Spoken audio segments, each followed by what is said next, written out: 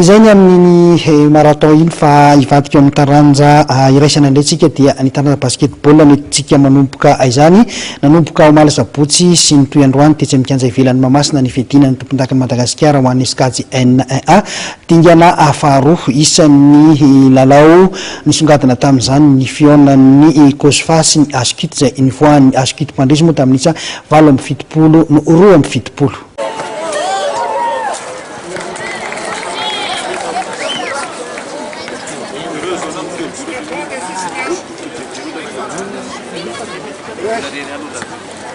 Lalao anisan'ny nanamarika ny fiandohan'ny fiodinana faharoa ny fiadinan'ny tompondaka nasionaly taranja basket Skady N1 ny fionana teo amin'ny ekipan'ny Askut Atsinanana sy Kosfa Analamanga Skady lehilahy ny sabotsy tolakandro teo tetsy amin'ny kanja ivelan'ny Mahamasina.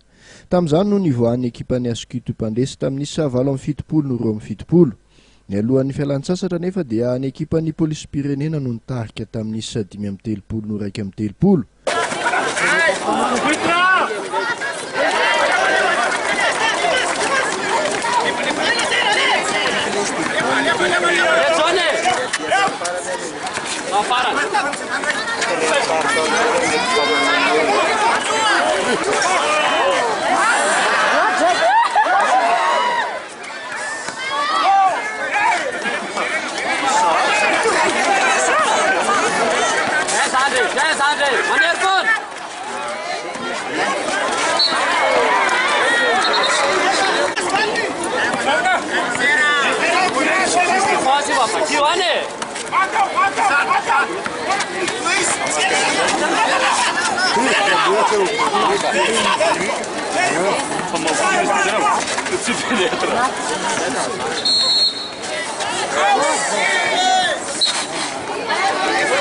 Nametraka rindran-damina matipaika teo amin'ny fanafiana sy fiarovan-tena nefa ny ekipana Atsinanana teo amin'ny hapa efapitona fahatelo ka lasa nitarika 4-20 no 7-70 indray.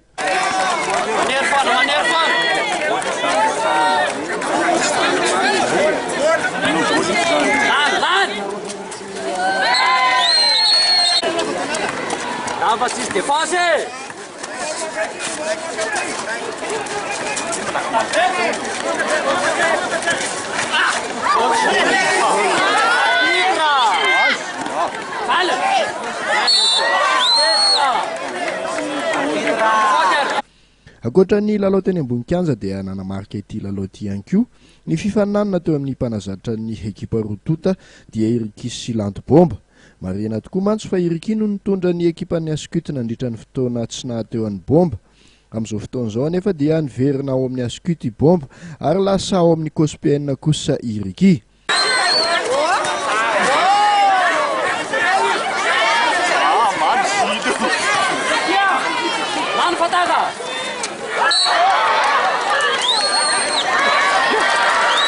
Nandritra ny andro faharoa natao androany dia mbola nivoaka Pandresy tamin'isa 2-70 no 7-30 nanoloana ny ekipan'ny Tobisi Vakinakaratra indray ny Askut.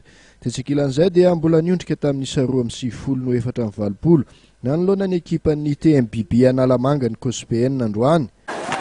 Calma lá. Down.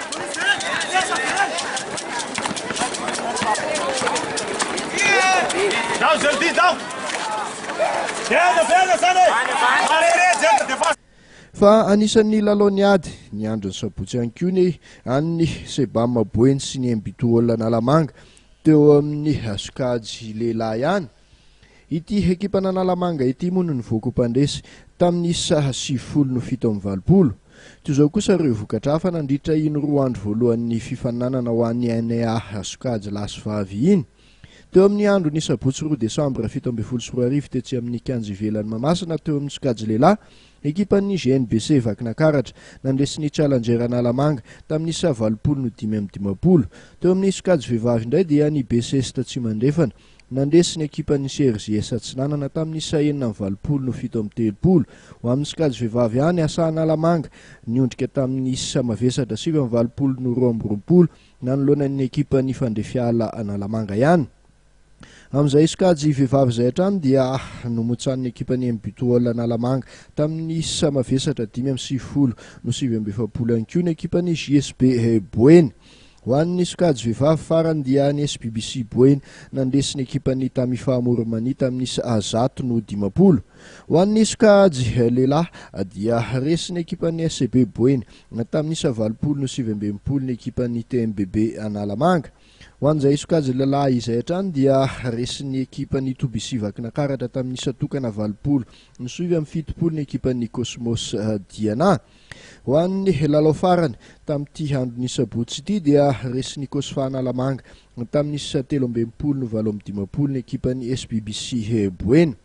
Tahaka izao kosa ny vokatra ho an'ny andron'ny alahady 3 Desambra 17 teo amin'ny sokajy lehilahy dia resiny ekipan'ny Gendarmerie Nationale Basketball avy any Vakinakaratra na ny GNBC tamin'isa 7 ny ekipan'ny Sebam Boeny.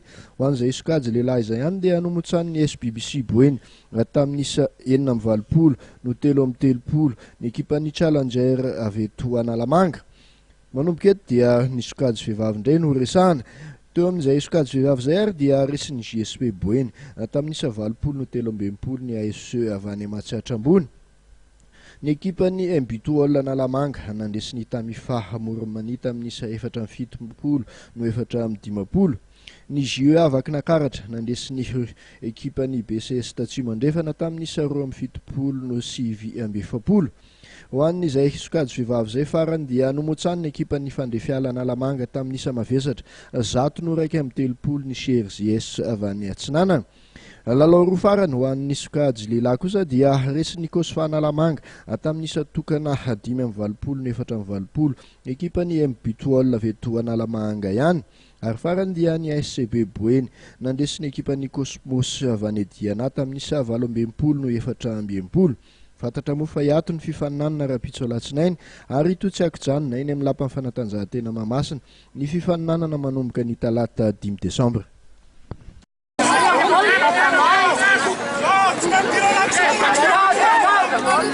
Meu bolo tá mais?